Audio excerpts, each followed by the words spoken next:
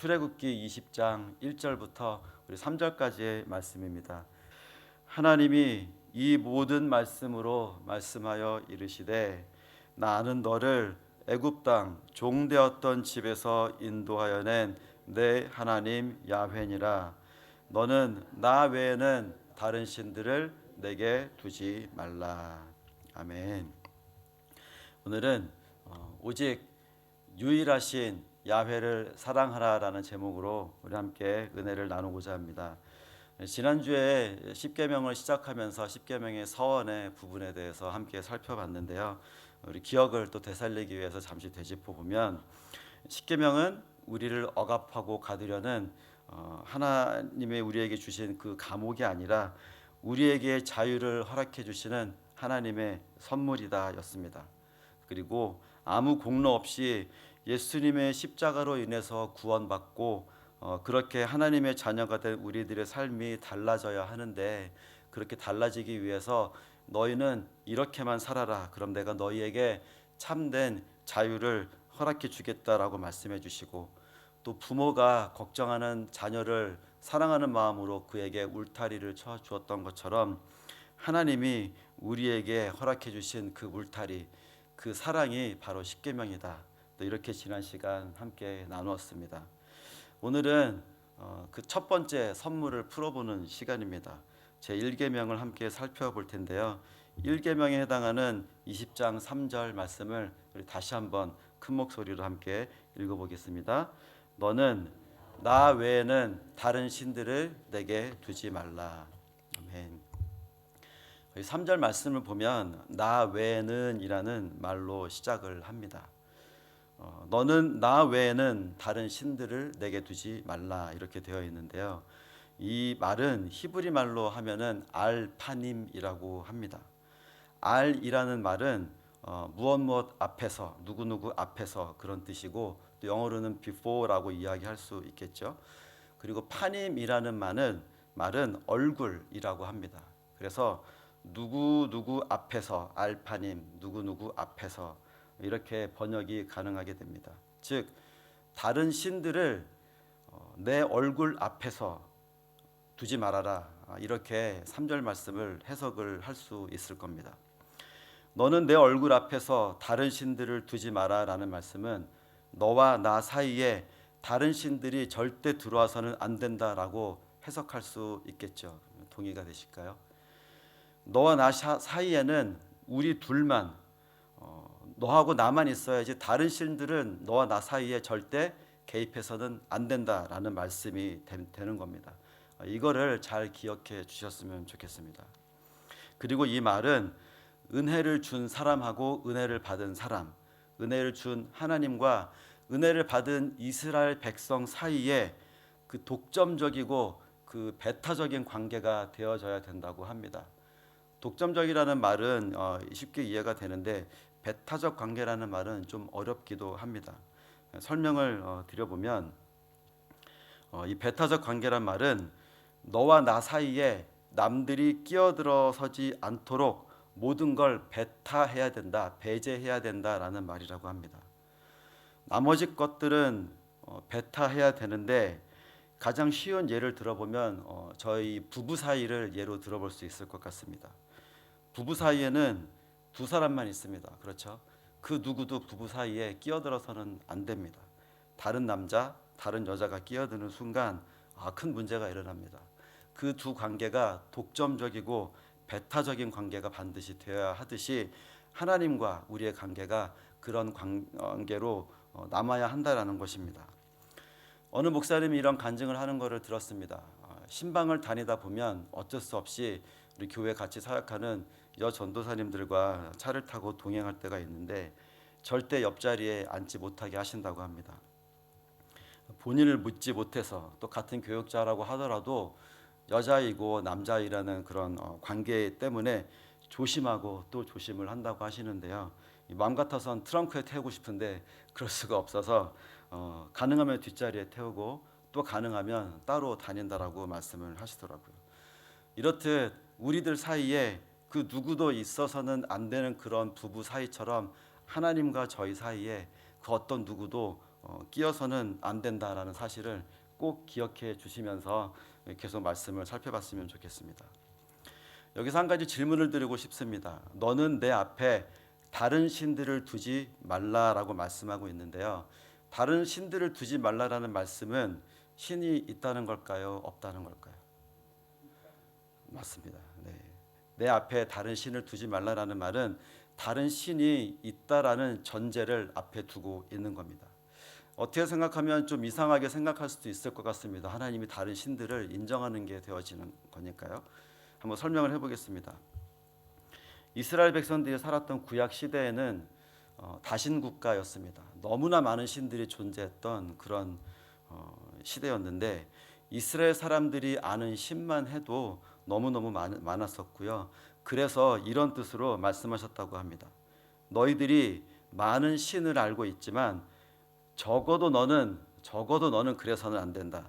너랑 나는 내가 어떤 사이인데 너희가 이집트에 종살이 했을 때 내가 너희를 구해낸 그런 사이가 아니냐. 그렇다면 너와 나 사이에는 그 누구도 끼어들어가서는 안 된다라고 하나님께서 말씀하셨다라는 겁니다.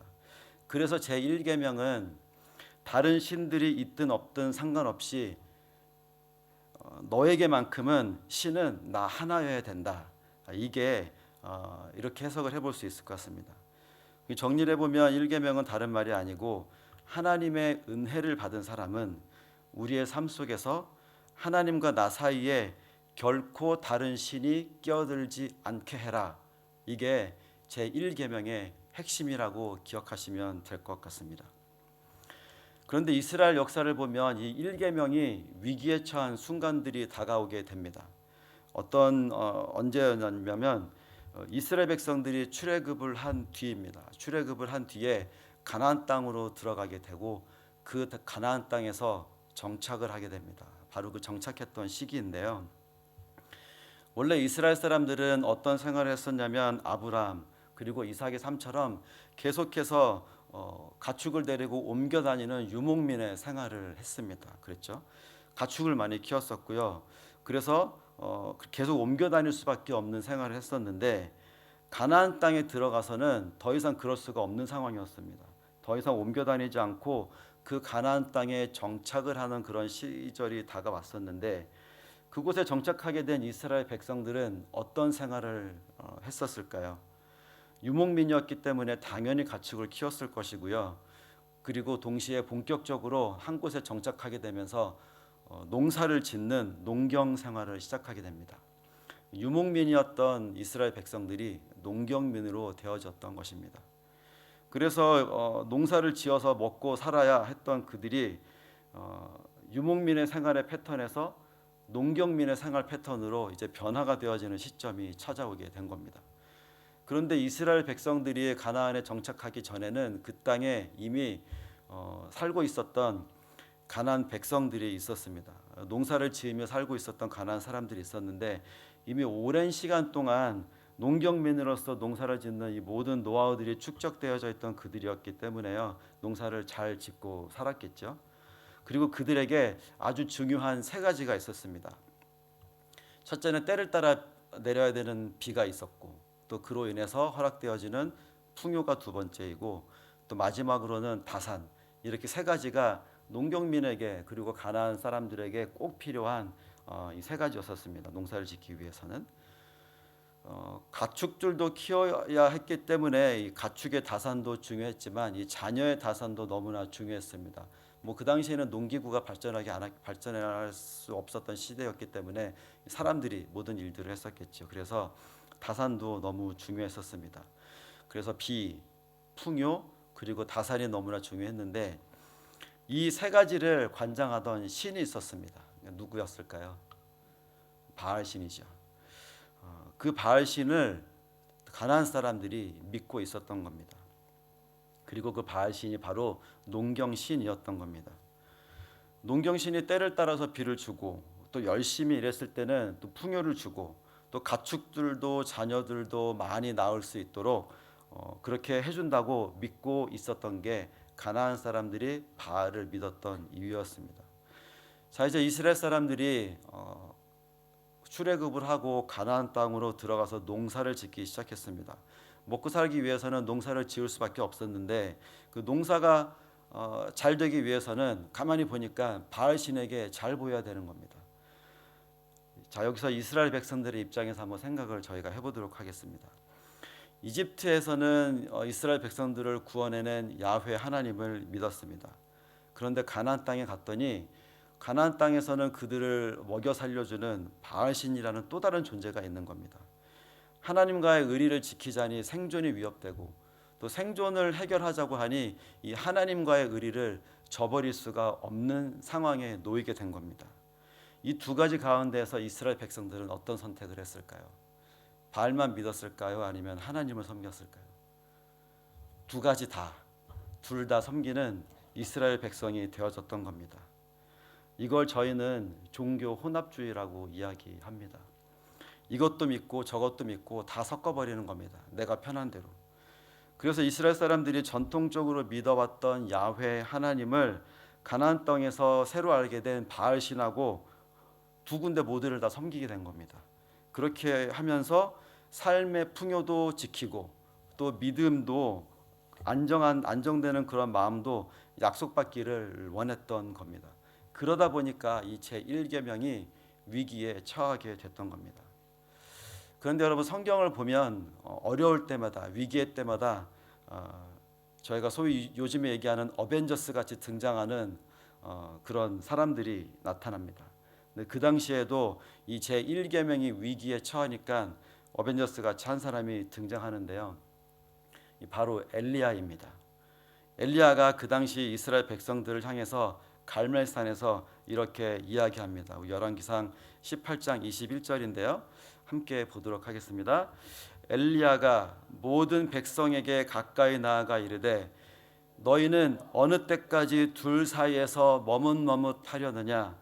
야훼가 만일 하나님이면 그를 따르고 바알이 만일 하나님이면 그를 따를지니라 하니 백성이 말 한마디도 대답하지 아니하는지라.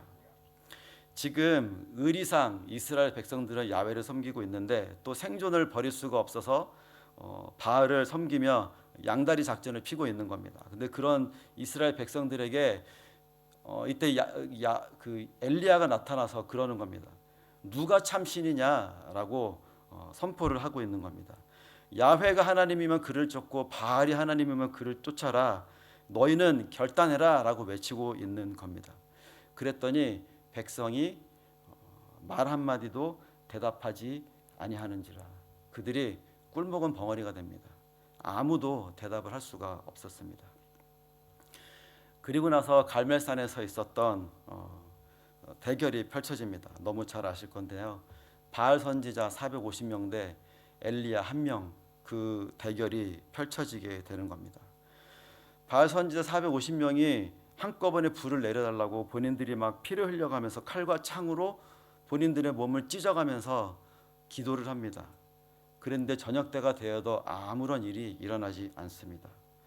저녁 때가 되어도, 저녁 제사 때가 되어도라고 표현을 하고 있습니다. 그런데 이때 어벤져스 우리 엘리야가 나타납니다. 물러가라 하고 나타나서는 누가 이겼을까요? 그 대결 가운데에서 당연히 엘리야가 이겼습니다. 열왕기상 18장 38절 39절의 말씀인데요. 우리 함께 읽어보겠습니다. 이에 야훼 불이 내려서 번제물과 나무와 돌과 흙을 태우고 또 도랑의 물을 핥은지라. 모든 백성이 보고 엎드려 말하되 야훼 그는 하나님이시로다. 야훼 그는 하나님이시로다 하니. 이제서야 야훼가 하나님이라고 고백을 합니다. 엘리야가 야훼여 내게 응답하소서라고 기도했더니 한 방에 불이 내려서 3번이나 물을 부어서 물이 흥건했던 도랑의 물이 가득 찼다라고 성경에 말하고 있는데 그 모든 송아지 번제물과 물에 흠뻑 젖은 장작들을 순식간에 태워버렸던 겁니다. 아무 말을 못하고 서 있던 이스라엘 백성들에게 참 신이 누군지 정확하게 하나님의 불을 증거로서 그들 앞에서 깨닫게 해주었던 겁니다. 너무 그 상황을 상상해 보니까 정말 멋지다라는 생각을 해보게 됩니다. 여기에서 등장하는 이 엘리야의 이름을 저희가 살펴볼 필요가 있습니다. 성경에 나오는 엘이라는 단어는 모두 하나님을 뜻합니다. 그래서 엘리야의 엘도 하나님이란 뜻이고, 이 중간에 리라는 말은 나의, 그 나의 이 소유를 말하는데요. 그리고 야라는 말은 야훼의 준말이라고 합니다. 그래서 하나님, 나, 야훼라고 이렇게 연결이 되는데, 연결해서 해석을 해보면 어떤 말이 되냐면 내 하나님 야훼는 한 분이십니다라는 이렇게 해석을 되어지는 겁니다. 그래서 엘리야라는 이름 자체가 제1계명을 뜻하고 있는 겁니다. 누가 이름을 지어줬는지 정말 멋있게 지어준 것 같습니다. 호주에서는 또 영어 이름을 쓰니까 나중에 이름을 바꿔야 되는 일이 있으면 이 엘리야라는 이름으로 영어를 이름으로 바꿔봐도 되겠다라는 생각을 하기도 했습니다. 이름의 뜻이 나의 하나님 야훼 한 분이십니다. 조 엘리야. 이상할까요? 너무 멋진 것 같습니다. 아무튼 이 엘리야라고 하는 선지자가 등장해서 하나님과 바알 둘 사이에 갈팡질팡하는 머뭇머뭇거렸던 이스라엘 백성들을 정신 차리게 만들어줍니다. 다시 제1계명이 그들의 삶 가운데에 살아 움직일 수 있도록 도와주었던 겁니다. 종교개혁자 마틴 루터가 이런 말을 했다고 합니다. 지금 당신의 마음속에 두고 의지하는 것, 그게 당신의 하나님입니다. 좀 찔림이 있죠. 지금 당신의 마음속에 두고 의지하는 것, 그게 당신의 하나님입니다. 무슨 말일까요? 우리가 마음으로 하나님보다 그 무엇인가를 더 의지하고 있다면, 더 좋아하고 있다면, 더 귀하게 여기고 있다면, 하나님과 동등하게 여긴다면 그게 바로 우리에게 하나님이 된다라는 겁니다. 이것이 제1계명을 거스르는, 제1계명을 위반하게 되는 사실이란 겁니다. 로마서 1장 25절을 함께 보겠습니다. 로마서 1장 25절 시작. 이는 그들이 하나님의 진리를 거짓으로 바꾸어 피조물을 조물주보다 더 경배하고 섬김이라. 주는 곧 영원히 찬송할 이시로다. 아멘. 피조물을 조물주보다 더 경배하고 섬긴다라고 이야기하고 있습니다. 하나님 이외의 모든 것들은 다 피조물입니다. 그렇죠? 이 피조물을 우리가 창조주화 시켜버린 겁니다. 많은 사람들이 예배를 드리는 시간에도 하나님을 만나는 것보다 일과 돈, 자식과 출세 등을 생각하고 있습니다. 하나님 앞에서 하나님께 예배를 드린다고 이 예배 전에 나와서도 하나님께 집중하지 못하고 그 어떤 문제에 우리의 마음이 쏠려 있는 겁니다. 하나님 앞에서 더 집중하고 우리의 삶에 하나님과 나 사이에 그 어떤 것도 끼어들지 않게 되어져야 하는데, 우리는 그 순간 예배의 자리에서도 하나님과 나 사이에 무언가가 가로막고 있는 저희들을 바라보게 됩니다. 이스라엘 백성들이 바알을 쫓을 때 그 백성들은 바알이 물질적 풍요를 준다라고 믿고 있었습니다. 그래서 그 바알 신을 믿고 따라갔던 겁니다. 그렇다면 야훼 하나님은 물질과는 전혀 상관이 없으실까요? 물질은 야훼 하나님과 전혀 무관하지 않다고 합니다. 왜냐하면 우리가 이야기하는 이 모든 물질은 바로 우리 야훼 하나님이 만드신 것이기 때문입니다. 창조주 하나님이 만드신 것이기 때문에 하나님이 그 모든 물질을 주관하고 계신 것입니다. 이 점을 놓쳐서는 안 됩니다. 호세아 2장 8절 말씀을 보면 제가 읽어드리겠습니다. 곡식과 새 포도주와 기름은 내가 그에게 준 것이요 그들이 바알을 위하여 쓴 은과 금도 내가 그에게 더하여 준 것이거늘 그가 알지 못하도다. 곡식과 새 포도주와 기름, 공통점이 있는데 이거는 농사를 지어서 얻게 되는 수확물입니다. 이스라엘 백성들이 바알 신이 우리에게 준 거구나 하고 잘못 착각하고 바알에게 감사하는 마음으로 은과 금을 바쳤다라는 겁니다. 이 모습을 보고 호세아 선지자가 이렇게 얘기한 겁니다. 이스라엘 백성들아, 니네 뭔가를 잘못 알고 있다. 그 모든 것들은 다 하나님이 주신 것이다 라고 이 말씀을 통해서 외치고 있는 호세아의 모습을 볼 수가 있습니다. 이 시대의 이스라엘 백성들은 물질은 바알 신이 준 거고 야훼 하나님은 영적이고 정신적인 것만 추구하는 그런 신이라고 오해하면서 살았던 겁니다. 우리의 하나님은 물질까지도 주관하시는 능력 있는 하나님이십니다. 그런데 물질적 가치보다 그리고 영적이고 정신적 가치가 더 소중하다라는 걸 보여주고 계시는 겁니다. 이 부분 또한 우리가 잊지 않고 기억해야 할 것입니다. 마태복음 6장 33절을 함께 보도록 하겠습니다. 마태복음 6장 33절. 그런즉 너희는 먼저 그의 나라와 그의 의를 구하라. 그리하면 이 모든 것을 너에게 더하시리라. 먼저 그의 나라와 그의 의를 구하라. 그리하면 이 모든 것들을 너희에게 더하시리라. 예수님은 제자들에게 물질을 구하라고 가르쳐 주지 않으셨습니다. 먼저 그의 나라, 하나님의 나라와 하나님의 의를 구하라 하셨습니다. 물질은 하나님 앞에서 바로 살려고 노력할 때 그 필요에 따라 적절하게 하나님이 우리에게 베풀어 주시는 것이라고 합니다. 이왕 주시는 것 좀 넉넉하게 주시면 안 됩니까? 기도하면 떠락하실지도 모르겠습니다. 하지만 이 부분을 정확하게 우리가 기억해야 하는 것입니다. 신명기 6장 4절과 5절에 나오는 말씀을 보면 지금까지 저희가 나누었던 모든 내용들이 정리가 되어집니다. 우리 함께 말씀을 읽어보겠습니다. 이스라엘아 들으라. 우리 하나님 야훼는 오직 유일한 야훼시니 너는 마음을 다하고 뜻을 다하고 힘을 다하여 내 하나님 야훼를 사랑하라. 아멘.